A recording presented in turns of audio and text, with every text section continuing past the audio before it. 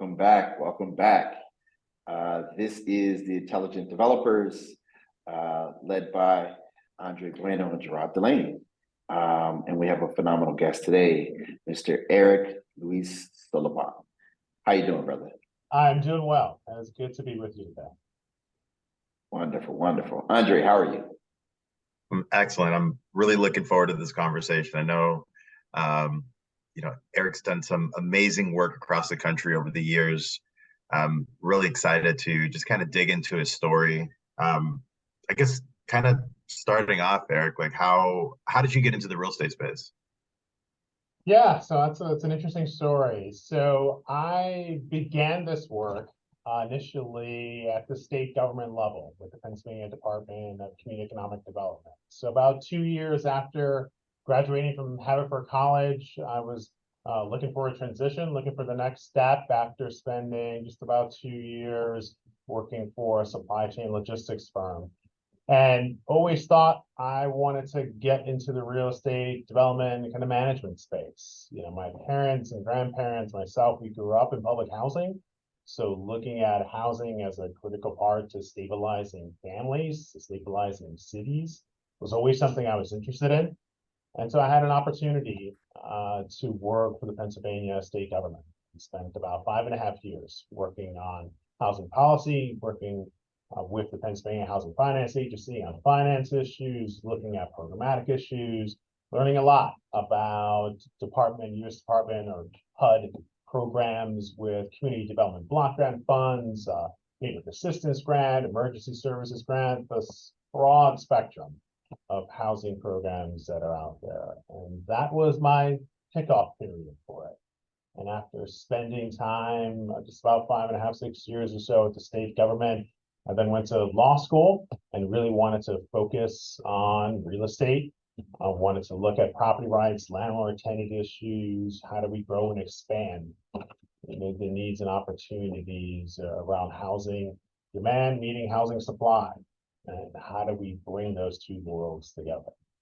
And so after that, I spent some time working for a financial firm called Public Financial Management, helping local governments think about their housing infrastructure as exactly that, infrastructure. And when we think about roads and bridges and electrical and power, all that connects to the housing that makes up our cities and our towns.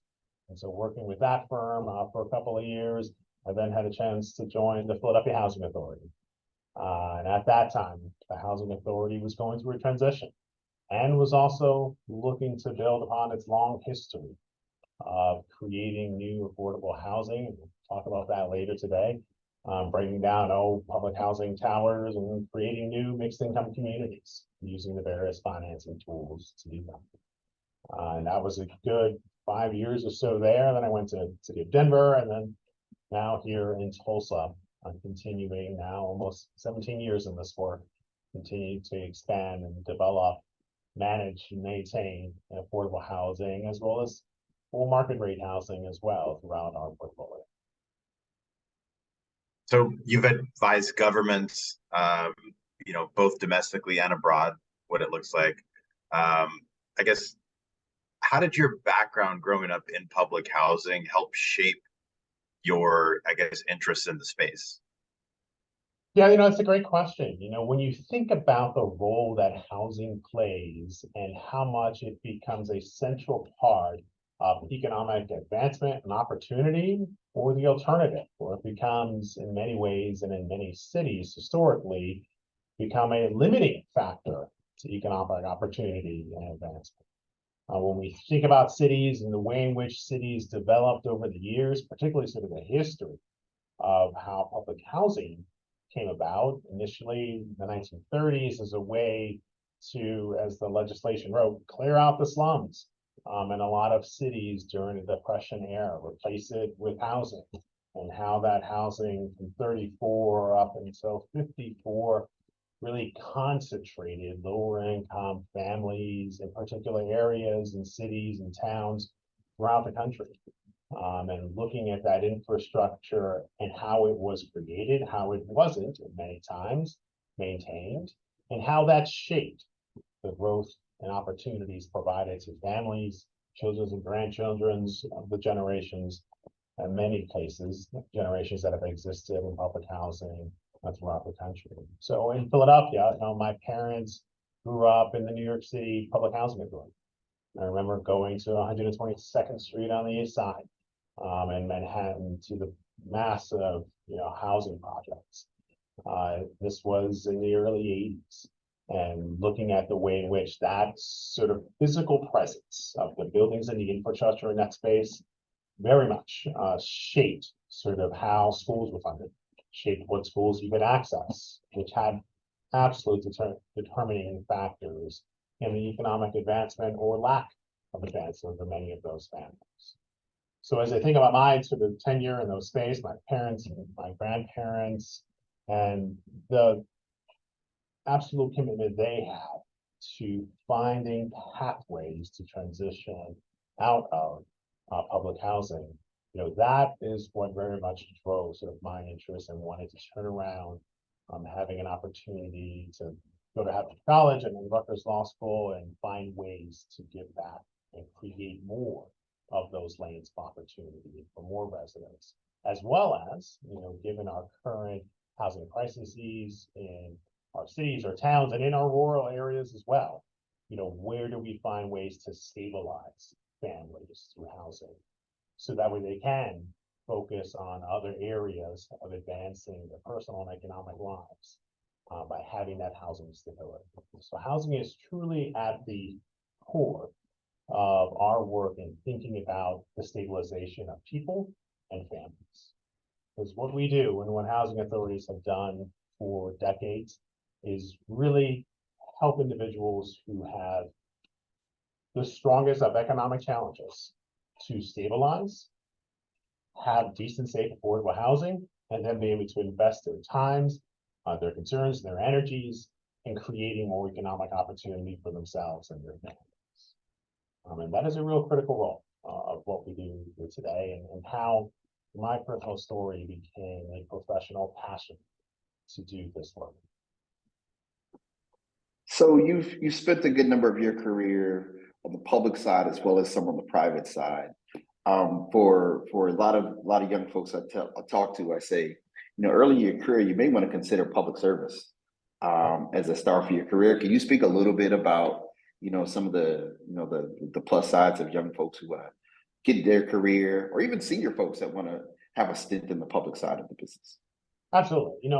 One thing about public service, a lot of folks think about public service, they think about that bad interaction at the DMV, or difficult, getting a traffic ticket, or the negative kind of interactions you have with public service.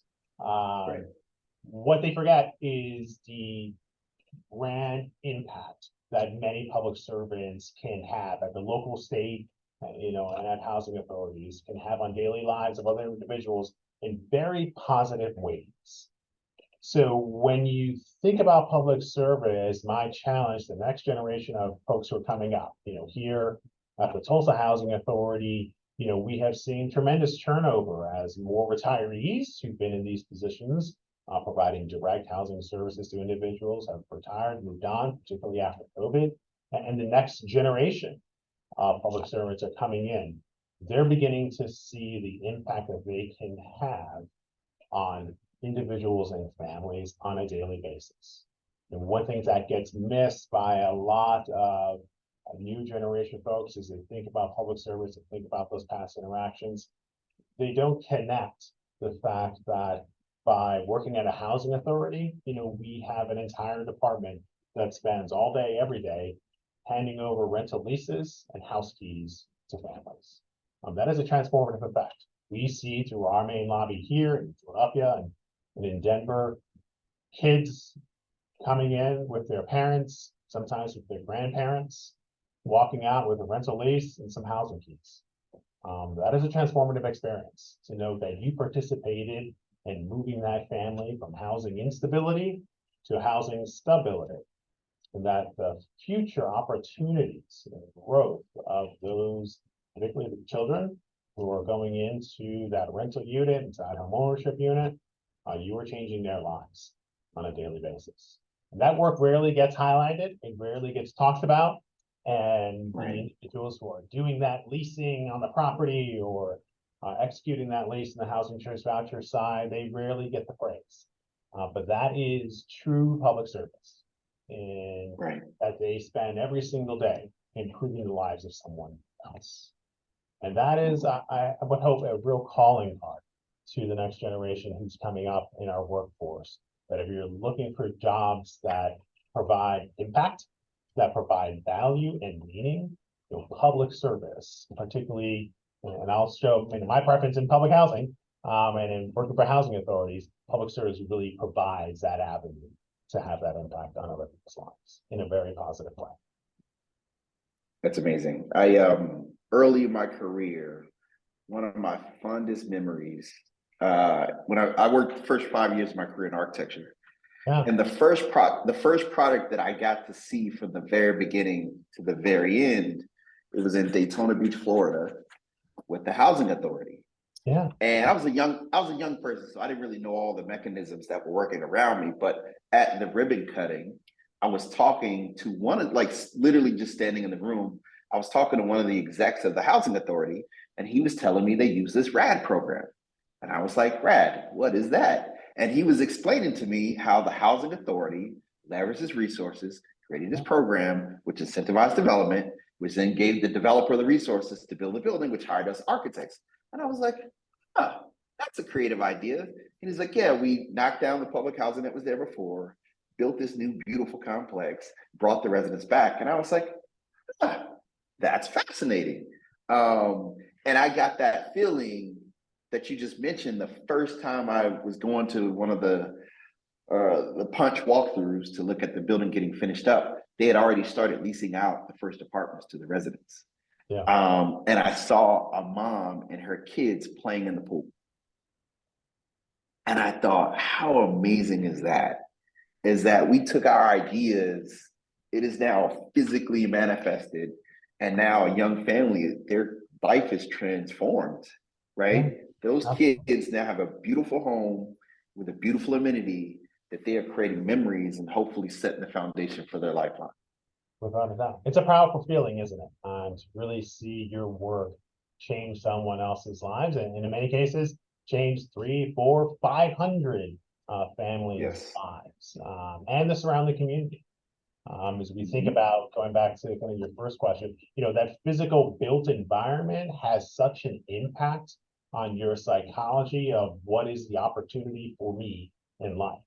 And when that physical built environment is built with decent, safe infrastructure, is built in open air, it promotes interaction, promotes connectivity to the services and opportunities and jobs and education that a community can provide, your entire psychological position changes. And we've seen that as we have, for example, one of our choice neighborhoods here in Tulsa, we demolished old public housing infrastructure, entirely isolated, disconnected from even the school that was within walking distance. We demolished it, we built back choice neighborhoods in River West. We've seen household incomes triple, going from an average of just under $10,000 to up to $30,000, because now they had access to bus routes. Now their kids had access to schools. Now they had easier transportation to job opportunities. And you see that change in the physical environment, then create the stability that housing provides, and then those natural connections to education and economic advancement.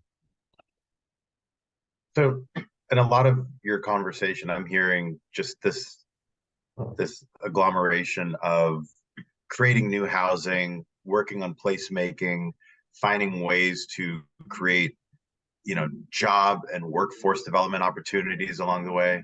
And it sounds like you've had a lot of experience with even the Choice Neighborhoods program. I guess, can you talk a little bit about how you've been able to use these programs and really leverage kind of public-private mixed income finance into the equation?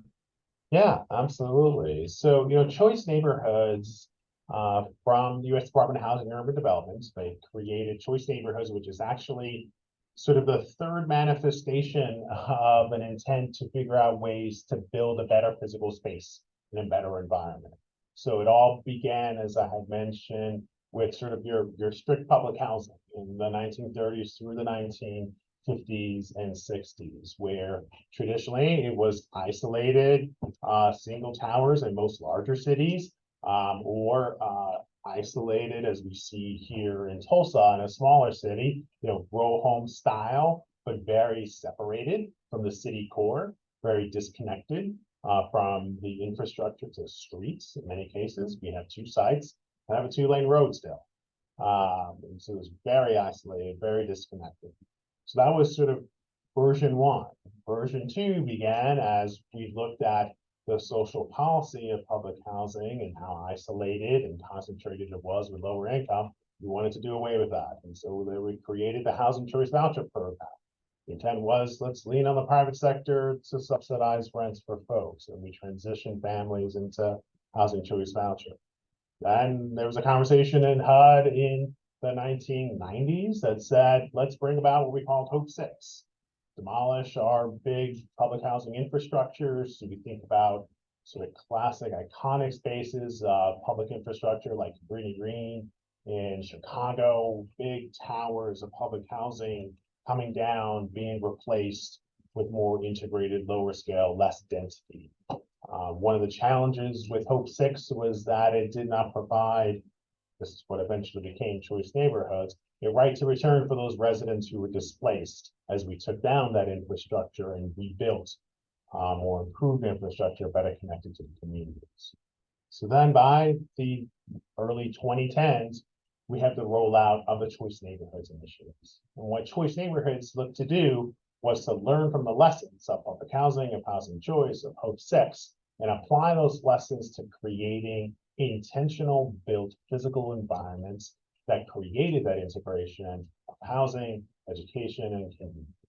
And so now through Choice Neighborhoods, the goal is not just the physical built environment that is housing, so that is the majority part of the program. And it also looks at metrics and tracking and provides investments into community infrastructure, into education and connecting with local public schools, as well as safety and security, connecting more with policing and fire and security.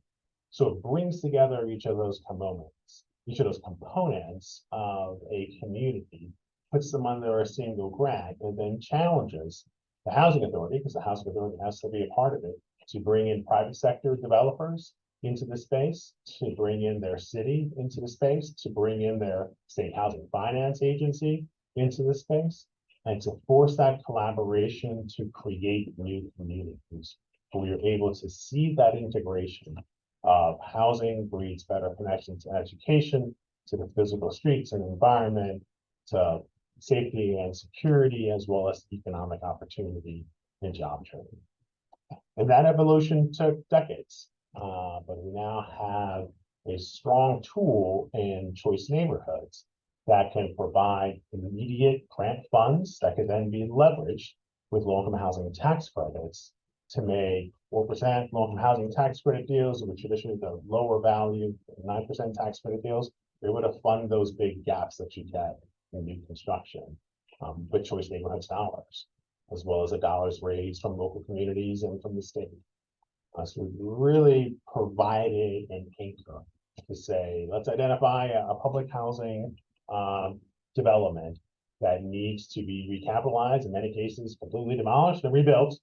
What's around it? How do we identify those assets around it? How do we identify all the players, private sector and public sector, bring them all to one table and provide an incentive to reimagine what that community can look like and ensure that the residents who are there now have a right to come back and participate with what will be created tomorrow. Man, it just seems like we've had so many of these different programs, come out to really try to address what the previous program wasn't able to do. And it feels like when we look at, the types of projects you've worked on and the impact that we've been able to see, really in Philly, in Denver, in Tulsa,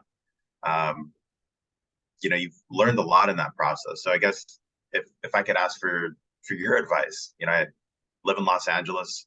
It's a ground zero for one of our nation's largest public health crisis, which is homelessness. We have over 75,000 people who are unsheltered. I got the opportunity to watch your TED Talk, and you kind of dove into why homelessness exists in America. But I'm curious if you think, are there any viable solutions, like on a public-private partnership basis? So there are viable solutions to addressing our mass needs. Not just in cities like LA and New York and Chicago, but also smaller cities, Tulsa, Milwaukee, Denver, and in rural areas.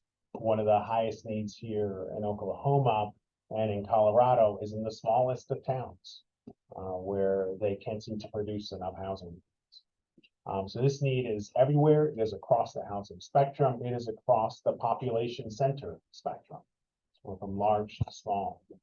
And as you think about, what is the core reason why homelessness exists? A lot of folks will say, well, it's a lack of units.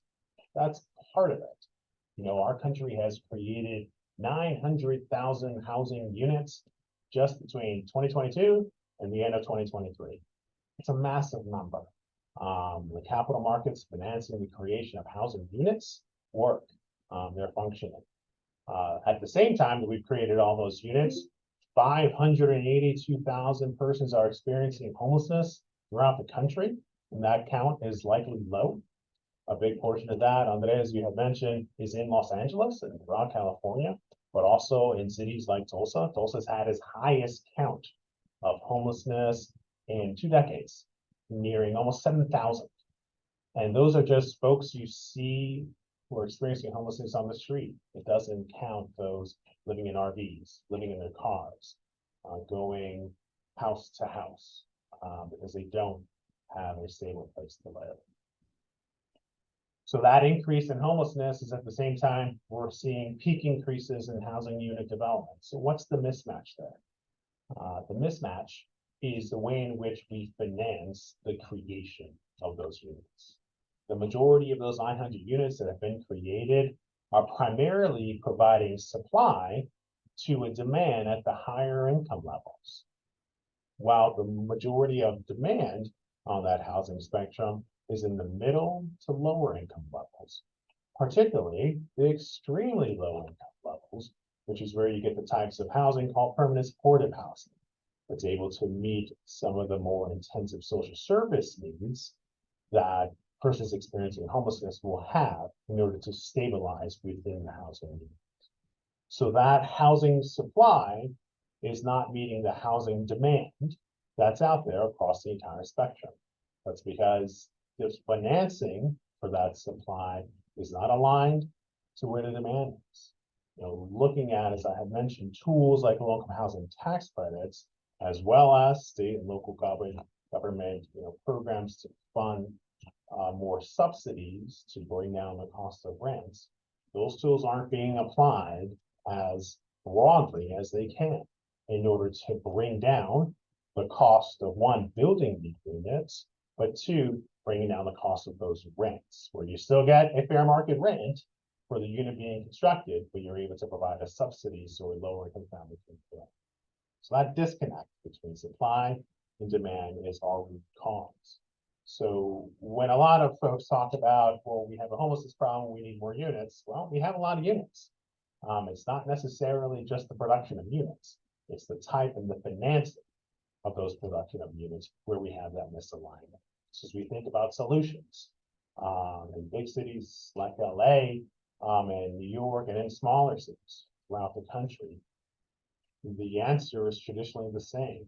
Where is that alignment between the financing of the production of the supply of housing and where your demand is along that housing spectrum?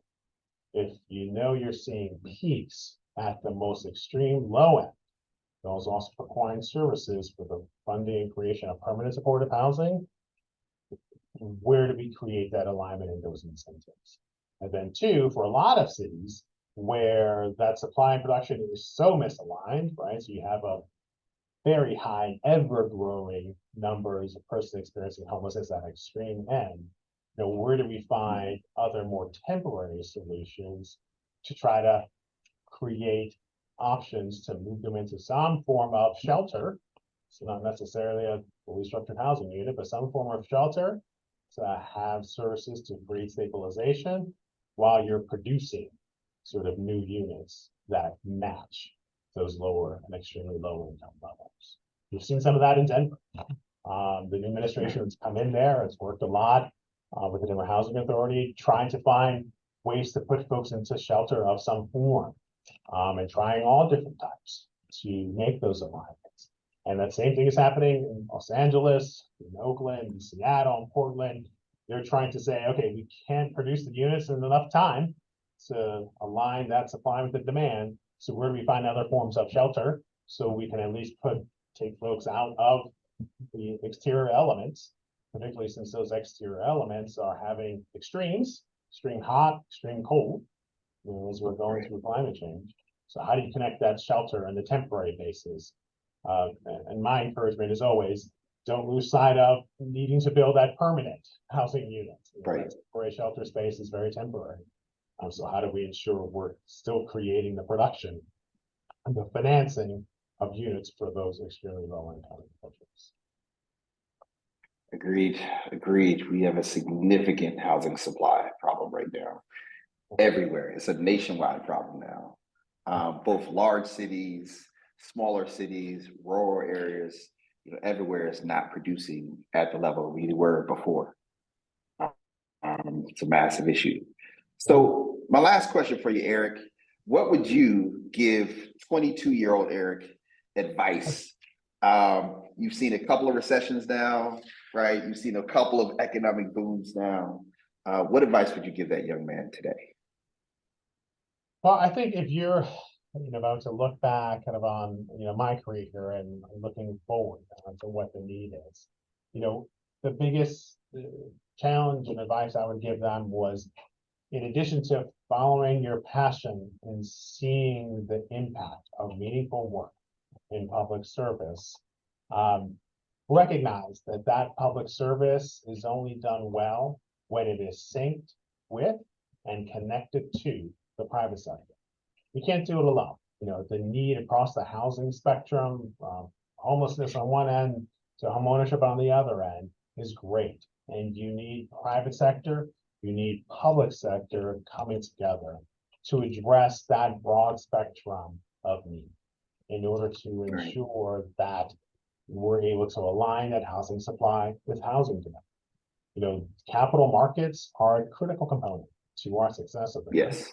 and to our success in building the housing infrastructure we need in all cities.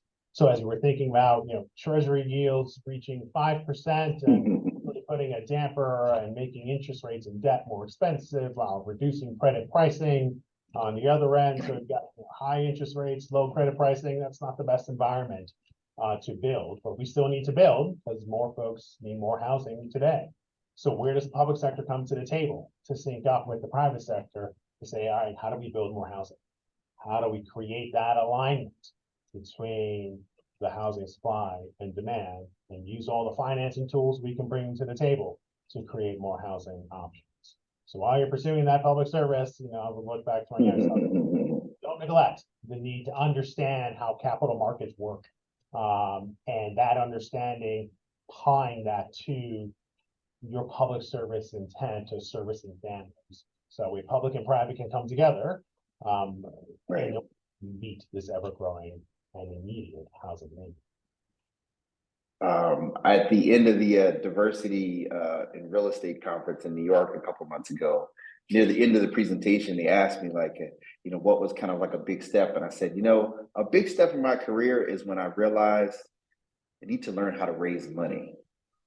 Yeah, absolutely. Because at the end of the day, those that raise the capital and control the capital will ultimately make decisions. So yes, on the public side, if you can incentivize the capital to do the things you need done, right? Now you're in the driver's seat. Hey, we need to create jobs here. Hey, we need to create housing there, right? How can we work together, right? For you to get your returns and for us to get that thing that we need. To your point, how do we have those two pieces work together is when things are functioning properly. Without a doubt, and that partnership is absolutely needed across the spectrum of all of our social. Mhm. But it becomes particularly apparent in housing. The private sector can't do it alone. We saw that. We tried that experiment when we stopped funding public housing in '74 and moved all the money to housing choice vouchers and said, private sector, absorb all this demand. They couldn't. No. So that swung back in '84 when we created the low-income housing tax credit program, and it forced that partnership. Now, as we talked about at the top of the broadcast, with choice neighborhoods, we're trying to bring all that together. Trying to bring public and private sectors together so we can leverage off each other's skills. And this calls a need for public sector servants to understand capital markets. And it also calls on private sector development to understand how public service and public dollars work in order to mesh these programs together, create your complicated capital stacks in order to fund and create the housing we own. Fantastic. So we're going to end it there. Erik, thank you. This has been absolutely amazing. And we got a lot of work to do, man. There's a lot of housing to get built around the country. Without a doubt. And thank you, Jared. This has been a great conversation. And André, I really appreciate the invitation and had a chance to talk about this. Absolutely. Thank you for joining us. All right. Thank you all. Bye. Thank you. Till next time.